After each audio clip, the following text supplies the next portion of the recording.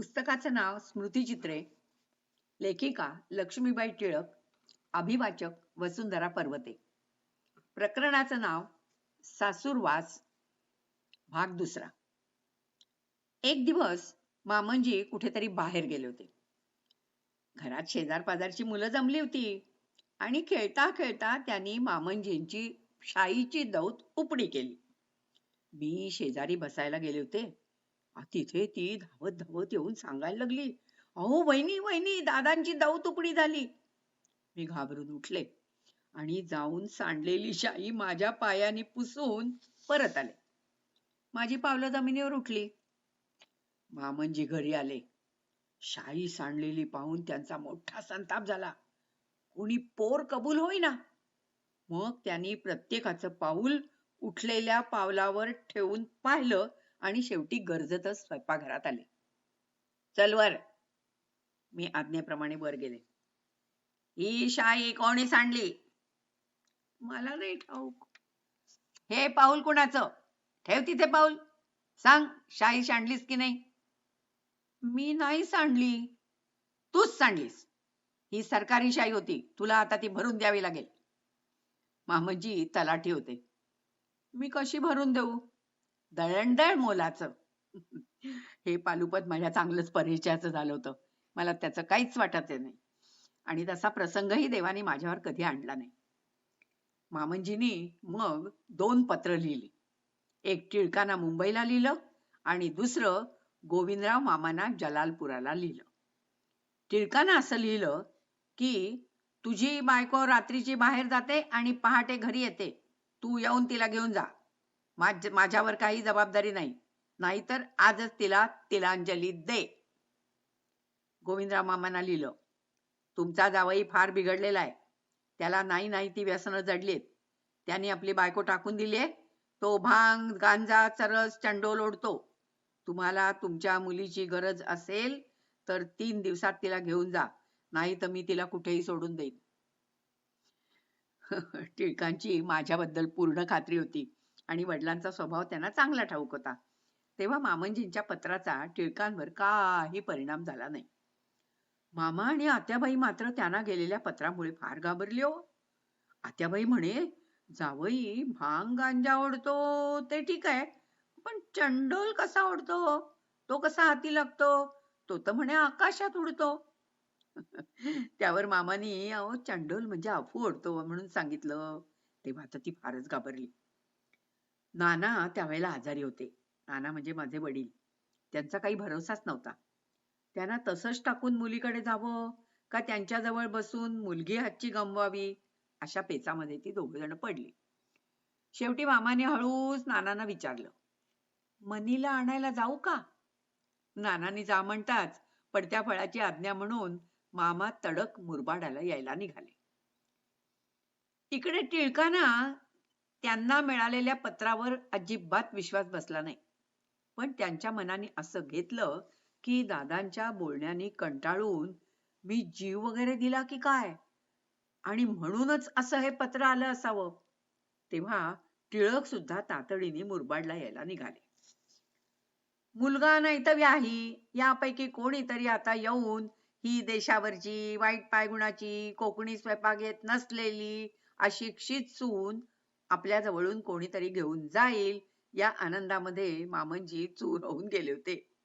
तर तिकडे ते दोघे काळजीने हवालदिल होऊन मुरबाडचा प्रवास करीत होते. मुरबाडला मुंबई जवळ होती. त्याच्यामुळे टिळकांचा आगगाडीचा प्रवास ताबडतोब संपला. घरी येतात तो बघतात तो काय, मामनजी आपल्या मित्रमंडळींसह मोठमोठ्याने गप्पा मारीत बसले होते.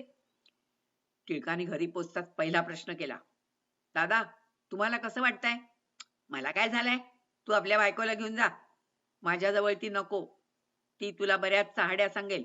तिचं काही ऐकू नको. ती कधी माझ्याशी बोलत नाही. आणखी ते खूप बोलत होते. पण पुढे काही ऐकायला टिळक तिथे थांबलेच नाही. ते तडक स्वयंपाकघरात आले. मी आपली तिथे रडत बसले होते. त्यांनी माझी समजूत केली आणि आपल्याला मुंबईमध्ये काम लागलेलं आहे आणि उद्या सकाळीच आपण निघू असं त्यांनी मला सांगितलं. माझा आनंद गगनात मावेनासा झाला. मामनजींना पण आनंद झाला आणि दुसऱ्याच दिवशी आम्ही मुंबईला जायला निघालो. आम्ही मुरबाड सोडलं सकाळी आणि त्याच दिवशी गोविंदराव मामा मुरबाडाला पोचले संध्याकाळी. मी मुरबाडाला नाही असं पाहताच त्यांच्या पोटात धस्स झालं. मामंजी त्यांच्याशी धड बोलेनात. तुमची मुलगी तिच्या नवऱ्याबरोबर मुंबईला गेली एवढं मात्र त्यांनी मामांना सांगितलं. मुंबईचा आमचा पत्ता विचारला तर मला ठाऊक नाही असं उत्तर दिलं. आमच्या मागोमाग मामांनी मुंबईचा रस्ता धरला. ते मुंबईला पोचले खरे, पण मला शोधायचं कुठे? अहो, वेड्यासारखे 3 दिवस रस्त्यानी चाळीकडे पाहत पाहत ते वणवण करीत हिंडत होते.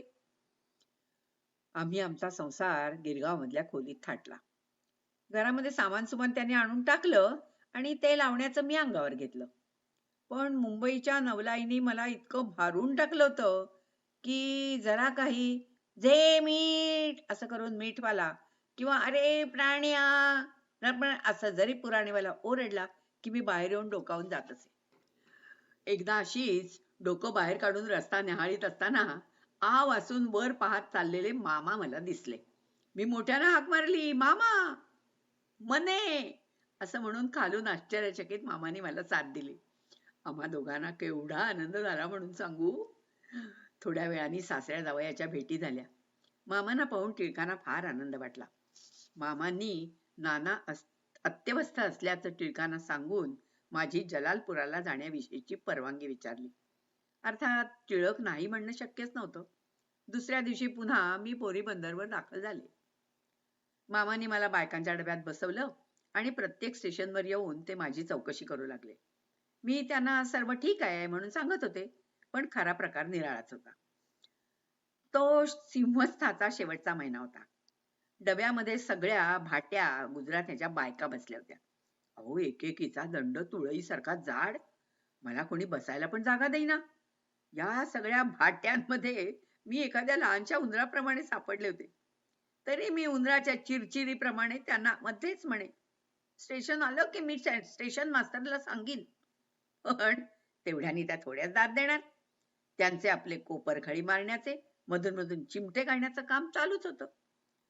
कल्याण सोडल्यावर हळूच एका बाईचं मूल घेऊन मी खेळवायला लागले.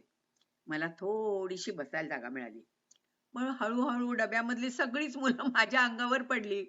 असो, मुलं खेळवीत का होईना, पण सुखरूपपणे चांगलं बसून मला नाशिक पर्यंत पोहोचता आलं.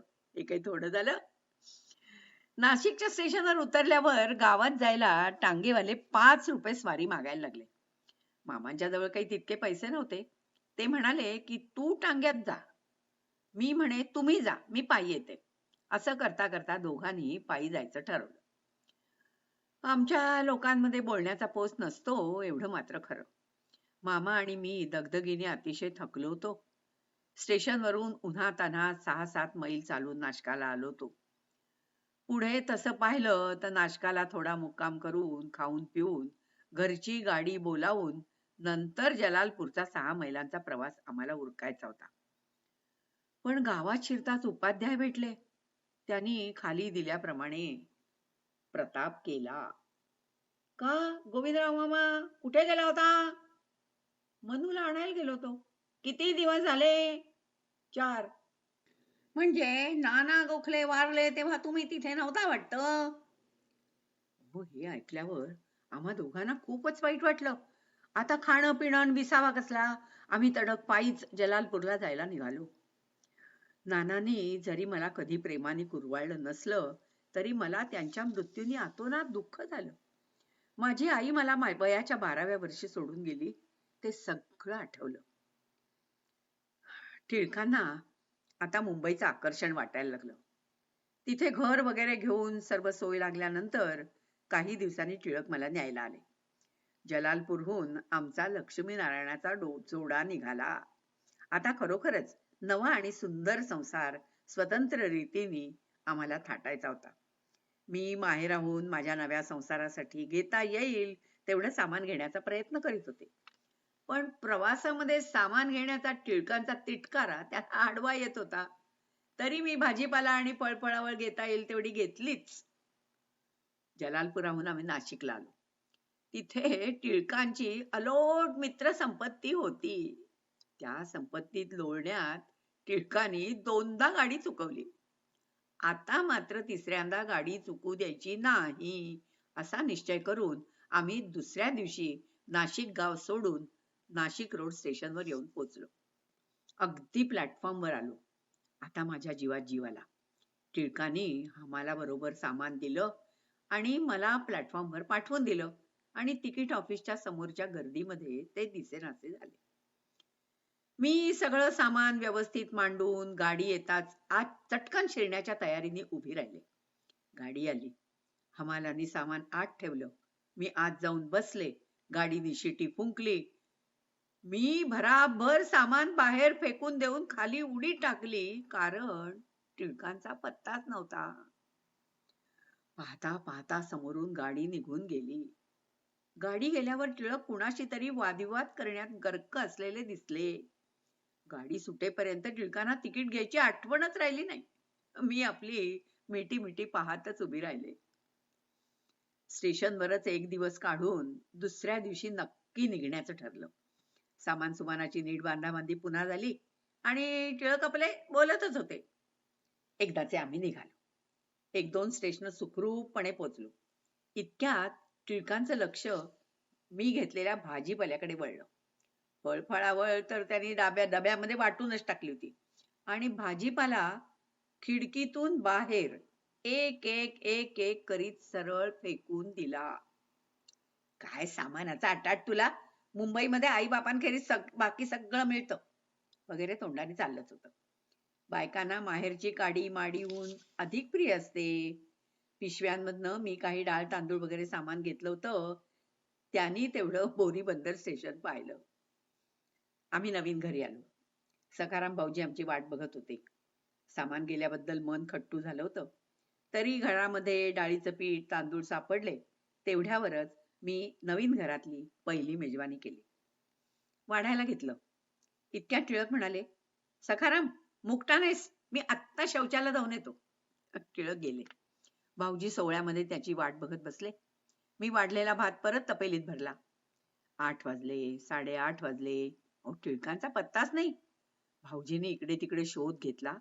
शेवटी ओळं नेसून गावामध्ये टिळकांच्या जिथे जिथे ओळखी होत्या तिथे तिथे ते जाऊन आले आणि शेवटी घरी येऊन भुकेनी व्याकुळ होऊन निराशेने भावाची वाट बघत बसले. आम्ही दोघे गुपचूप बसून राहिलो होतो. इतक्यात खालच्या मजल्यावरच्या जिन्याजवळच्या खोलीतून टिळक कविता म्हणतायत असा भास आम्हाला झाला. सखाराम भाऊजी खाली जाऊन बघतात, तो तिथे काव्य गायनाला पूर आलेला. टिळकांचा हा वाटेल त्या माणसावर विश्वास बसत असे. अगदी एखादा अट्टल चोर असला आणि त्यांनी येऊन टिळकांना सांगितलं की मी साव आहे, की ते ताबडतोब तेवढ्यावरच तो साव आहे म्हणून त्याच्यावर विश्वास ठेवीत आणि जगाशीही त्याच्या संबंधी हुज्जत घालायला कमी करीत नसत. मनुष्य प्राणी हा जात्या दुष्ट नाही, परिस्थिती त्याला दुष्ट बनवत असते असं त्यांचं म्हणणं होतं. टिळकांच्या या सद्गुणाला त्यांच्या सहवासामुळे माझ्या संशयी वृत्तीचा ब्रेक उत्पन्न झाला होता. त्यांचा एखाद्या माणसावर विश्वास बसला की माझा हटकून त्याच्यावर अविश्वास ठेवलेला, यावरून आमचे नेहमी खटके उडायचे. माझी नथ एकदा मोडली होती. टिळकांनी ताबडतोब एक सोनार बोलावून आणला आणि त्याला मोती मोजून देऊन नथ गुंफून आणायला सांगितलं. मी म्हटलं, अहो सोन्याची तार करून आणायला सांगा त्याला, नथ तर आपल्या देखत गुंफेल. त्यावरून आमचा चांगलाच खटका उडाला. त्यांनी माझं न ऐकता सोनाराला 16 मोती मोजून देऊन वाटेला लावलं. तो गेल्यावर मलाच वर उपदेशाचे बरेच डोस पाजले. त्याचा काही उपयोग झाला नाही. 2-3 दिवस माझ्या डोळ्यापुढची नथ आणि तो लबाड सोनार तो काही हालेना. तिसऱ्या दिवशी सोनार नथ घेऊन आला. अहो त्यांनी आणलेल्या नथीमध्ये 16च्या ऐवजी 18 मोती होते. टिळक मला म्हणाले, पाहिलंस, लोकांच्यावर विश्वास टाकावा. या माणसाने पदरची 2 मोती घालून तुझी नथ आणून दिली. आता नथीतले सगळेच मोती खोटे निघाले हे त्यांना काही दिवसांनी कबूल करावंच लागलं.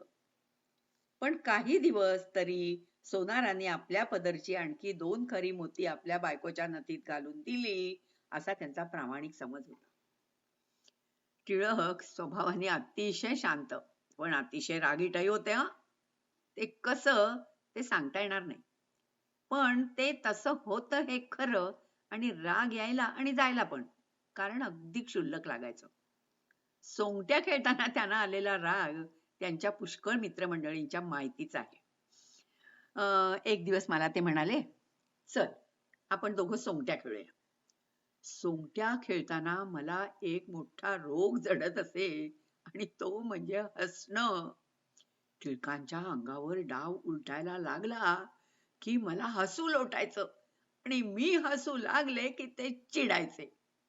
त्या दिवशी काय झालं, खेळता खेळता माझी सरशी व्हायला लागली. माझा हसण्याचा आजारही वाढायला लागला. टिळकांचा रागाचा पारा चढायला लागला. तसा माझाही आजार बळावायला लागला आणि त्या दिवशी त्या आजारापायी खरोखरच मृत्यूशी गाठ पडण्याची वेळ आली होती. थोडक्यात बचावलं. सोंगट्या, पट, फासे थरथर कापू लागली. काहींनी खालील गटाराचा आश्रय घेतला. घातलेले बिछाने सैरावैरा धावायला लागले. सगळ्या सामानाने बंड पुकारलं. जागच्या जागी काही राहिलं असेल तर ते फक्त बायको आणि दिवा. अहो, प्रकरण इतकं हातघाईवर आलं की शेवटी दिव्यानेही राम म्हटला. आगपेटी ही केव्हाच पासोडीचा आसरा करून बिछाण्याच्या ढिगाऱ्यामध्ये तोंड लपून बसली होती. तरी सुद्धा मला वाटत होती गंमत. मी आणखी जोर जोरात हसत होते. आता त्या युद्धकांडातला शेवटचा भाग.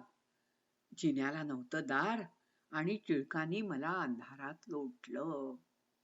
मी जिन्यातून घालीन लोटांगण वंदीन चरण करीत खाली तबकडीत येऊन पडले. टिळकांचा राग मावळला आणि माझं हास्य पळालं. टिळक घाबऱ्या घाबऱ्या आगपेटी शोधायला लागले. ती सापडेना. शेवटी अंधारातच चाचपडत ते खाली आले आणि मला उठवून वर घेऊन गेले. विद्यानंदाचे वेळी मला तो 7वा महिना होता. आपण आता बाप होणार हे टिळकांच्या ध्यानी आलं आणि त्यांनी मला माहेरी नेऊन पोचवलं. मला पोचवल्यानंतर स्वतःही त्यांनी मुंबई सोडली आणि 6 महिने पावे तो कुठे गुप्त झाले ते कळलंच नाही. आत्याबाईंनी आणि मामांनी माझं करता येईल तेवढं कौतुक केलं. माझे सारे डोहाळे पुरवले. पण मला एकसारखी टिळकांची काळजी वाटे. एक क्षणभरही मला काळजी वाचून गेला असेल असं काही वाटत नाही. आमच्या या काळजीतल्या दिवसात मामांना आणि आत्याबाईंना अत्यानंददायक अशी एक गोष्ट घडली. त्यांना नातू झाला. प्रकरण समाप्त.